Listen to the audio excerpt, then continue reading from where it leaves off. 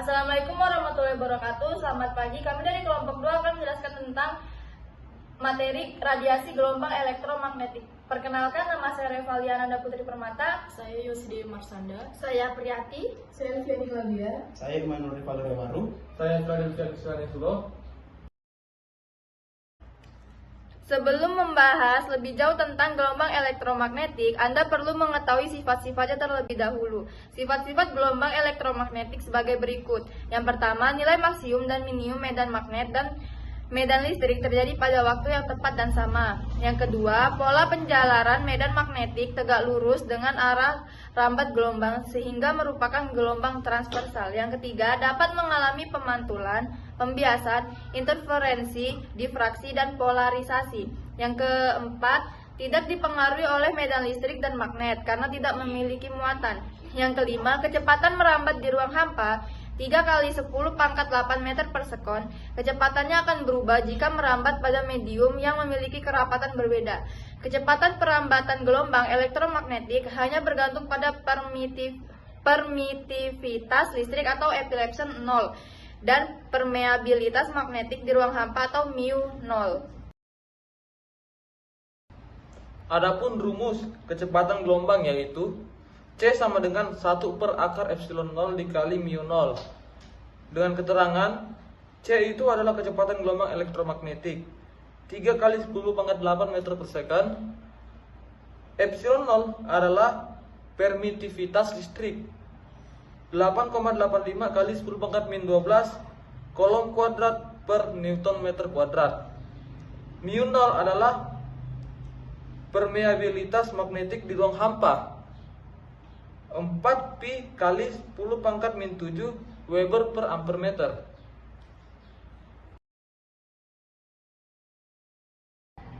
Contoh soal, gelombang elektromagnetik yang merambat pada suatu medium dengan kecepatan 14 meter per second.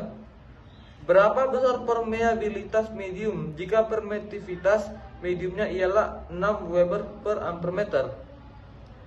Penyelesaiannya, diketahui kecepatan atau C-nya adalah 14 meter per second.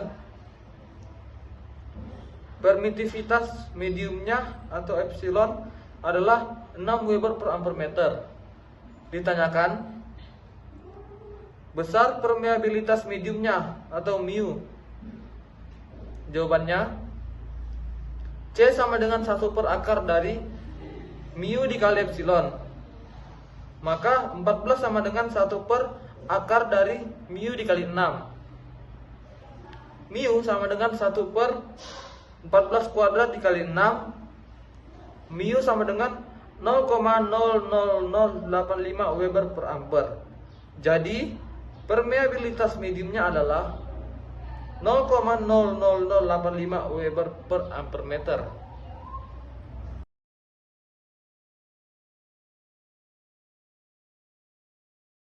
Berikut penjelasan dari masing-masing spektrum gelombang elektromagnetik dimulai dari yang memiliki frekuensi terkecil. A. Gelombang radio.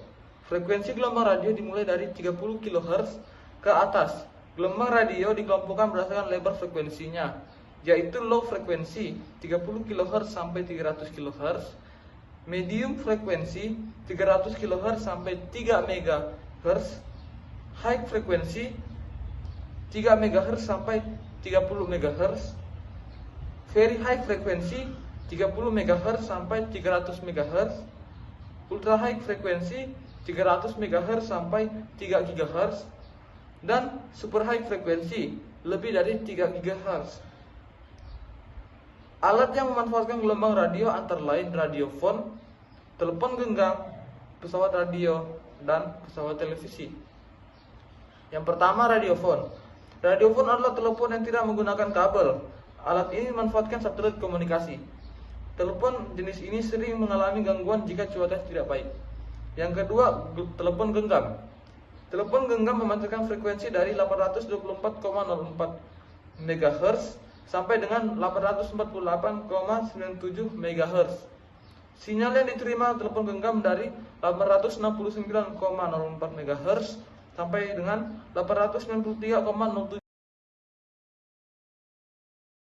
B. B. Gelombang mikro. Gelombang mikro memiliki frekuensi sekitar 10 pangkat 9 sampai 10 pangkat 10 Hz. Gelombang mikro dan dimanfaatkan pada microwave, oven, dan radar atau radio detection and ranging. 1. Microwave oven. Microwave oven memanfaatkan sifat gelombang mikro yang memiliki efek pemanasan pada benda yang dikenai radiasi. Makanan yang berada dalam microwave oven menyerap radiasi gelombang mikro sehingga makanan menjadi panas dalam waktu singkat. Oleh karena itu, microwave oven dimanfaatkan untuk memasak makanan secara cepat dan bebas api. 2. Radar dan detection ranging. Radar menggunakan prinsip pemantulan gelombang mikro. Antena pada pesawat radar berfungsi sebagai pemancar dan penerima gelombang mikro yang dipancarkan. Radar berfungsi untuk menentukan posisi suatu objek. Radar digunakan dalam dunia penerbangan dan pelayaran sebagai pemandu agar tidak menabrak objek lain. Persamaan digunakan pada radar sebagai berikut. S sama dengan C dikali delta T per 2. S adalah jarak bidang pantul dengan detektor gelombang meter. C adalah kecepatan cahaya dalam kurung 3 dikali 10 pangkat 8 meter per second. Delta T selang waktu pengiriman dan penerimaan pulsa. C. Sinar inframerah. Sinar inframerah memiliki jangkauan frekuensi 10 pangkat 11 Hz sampai 10 pangkat 14 Hz atau daerah yang panjang gelombang 10 pangkat min 6 meter sampai 10 pangkat min 3 meter. Sinar inframerah dapat dihasilkan oleh elektron dalam molekul yang bergetar karena dipanaskan dari sinar matahari. Selain itu, sumber inframerah yang lain yaitu api, tanur, dan lampu tabung kuarts.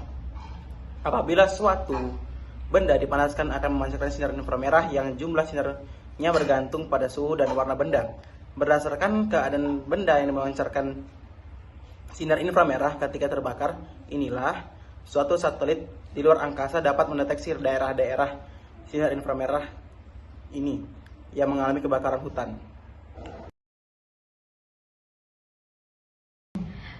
Penerapan inframerah dalam kehidupan sehari-hari sebagai berikut. Yang pertama itu adalah remote control. Sinar inframerah terdapat pada remote control pada alat-alat elektronik seperti televisi, pendingin ruangan, dan pemutar DVD. Pada remote control akan mengeluarkan radiasi inframerah oleh LED. Detektor yang terpasang pada alat elektronik menerima radiasi inframerah. Kemudian, perangkat elektronik akan melakukan perintah sesuai tombol yang ditekan pada remote control. Misalnya jika ditekan tombol on atau off pada remote pendingin ruangan. Pendingin ruangan akan otomatis menyala atau mati. Yang kedua itu adalah kesehatan. Sinar inframerah dalam dunia kesehatan dapat digunakan untuk mendeteksi penyakit dalam tubuh dengan cara meradiasikan sinar inframerah ke dalam tubuh. Selain itu, dapat digunakan untuk melancarkan sirkulasi darah, menghilangkan racun, serta menyembuhkan penyakit cacar dan encok. Yang D itu cahaya tampak. Sinar tampak atau cahaya mempunyai daerah frekuensi yang cukup sempit, yaitu sekitar 10 pangkat 15 Hz. Sinar tampak memiliki spektrum warna dari frekuensi terkecil sampai terbesar. Urutan spektrum warna dari frekuensi terkecil atau panjang gelombang terbesar yaitu merah, jingga, kuning, hijau, biru, dan ungu. Cahaya tampak diperlukan mata agar dapat melihat benda. Benda dapat terlihat karena memantulkan cahaya tampak. Oleh karena itu, pada malam hari yang gelap gulita, kita tidak dapat melihat benda. Selain itu, cahaya tampak digunakan pada alat pengeringan surya, kompor surya, pemanas ruangan, pendingin ruangan, distilasi surya, baterai fotovoltaik, dan laser. Sinar ultraviolet mempunyai frekuensi 10 pangkat 15 Hz sampai 10 pangkat 16 Hz. Sinar ini dapat dihasilkan oleh matahari, namun sinar ultraviolet juga dapat diproduksi oleh atom dan molekul dalam loncatan atau nyala listrik. Sinar ultraviolet yang sampai ke bumi hanyalah ultraviolet dekat karena sinar ultraviolet yang memiliki panjang gelombang di bawah 290 nanometer diserap oleh ozon dalam atmosfer. Untuk mengetahui manfaat dari sinar ultraviolet, kita dapat melihat scan barcode. Ini ada 6 manfaat sinar ultraviolet. Yang pertama, polimerisasi. Sinar ultraviolet digunakan sebagai aktivator dalam polimerisasi. Dan yang kedua, pendeteksi. Sinar ultraviolet dapat digunakan untuk mendeteksi keretakan logam tanpa merusak bahan yang dideteksi. Yang ketiga, disinfeksi. Disinfeksi adalah proses pembersihan bakteri dan alga melalui udara ataupun zat cair. Yang keempat, terapi sinar. Radiasi sinar ultraviolet dapat mengubah provitamin D menjadi vitamin D. Vitamin D berfungsi menyehatkan tulang dan mencegah rakitis. Yang kelima, sumber radiasi ultraviolet. Sumber radiasi ultraviolet merupakan busur cahaya yang dihasilkan lampu karbon. Yang terakhir, yang keenam, penjebak serangga. Radiasi sinar ultraviolet dapat menarik serangga saat menghampirinya. Penjebak serangga tersusun atas sumber radiasi ultraviolet A yang di bagian luarnya dilengkapi dengan 2 kurungan. Yang pertama, fisika material. Dalam bidang fisika material, sinar X digunakan untuk menyelidiki struktur kristal dan orientasi bidang. Alat yang digunakan bernama XRD atau X-ray diffraction, yaitu prinsip difraksi oleh kisi-kisi dalam kristal material. Penjelasan lebih lanjut dapat dipelajari pada bab konsep dan fenomena kuantum. Yang kedua, kedokteran.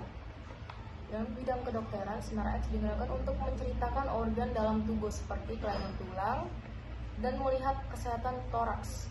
Proses ini dikenal dengan ronsen. Contoh foto keretakan pada tulang menggunakan sinar X dapat dilihat pada gambar 6.9. Sinar gamma Y memiliki frekuensi antara 10⁻20 Hz sampai 10⁻25 Hz. Sinar gamma merupakan gelombang elektromagnetik yang memiliki daya tembus sangat kuat sehingga dapat menembus pelat besi tipis. Sinar gamma yang dihasilkan dari inti-inti tidak stabil ini sering digunakan untuk membunuh sel-sel kanker dan sterilisasi alat-alat kedokteran. Dalam bidang pertanian, sinar gamma digunakan untuk rekayasa genetika, yaitu penyinaran pada bibit unggul. Radiasi sinar gamma dapat diketahui dengan detektor Geiger-Müller. Bahaya gelombang elektromagnetik. Radiasi gelombang elektromagnetik adalah perpaduan antara medan listrik dan medan magnet yang berisolasi bolak-balik merambat yang membawa energi dari suatu tempat. Saat tubuh terpapar gelombang elektromagnetik akan berdampak terhadap kesehatan. Beberapa dampaknya sebagai berikut. 1.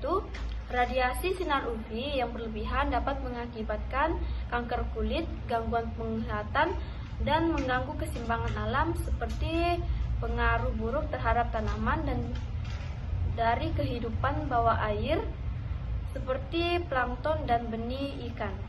2. Penggunaan sinar X yang melebihi batas normal dapat mengakibatkan pemusnahan sel-sel dalam tubuh, perubahan struktur genetik suatu sel, penyakit kanker, rambut rontok, serta kulit merah dan berbisul. 3. Sinar gamma dari nuklir dapat menyebabkan jumlah kematian terbesar dalam penggunaan senjata nuklir di sebuah perang nuklir. 4. Gelombang mikro pada pulsa microwave dapat menyebabkan efek stres sehingga otak menjadi lelah. 5. Radiasi telepon seluler dapat menyebabkan sakit kepala, kelelahan, kanker otak, dan kesulitan tidur atau insomnia jika menggunakan telepon secara berlebihan.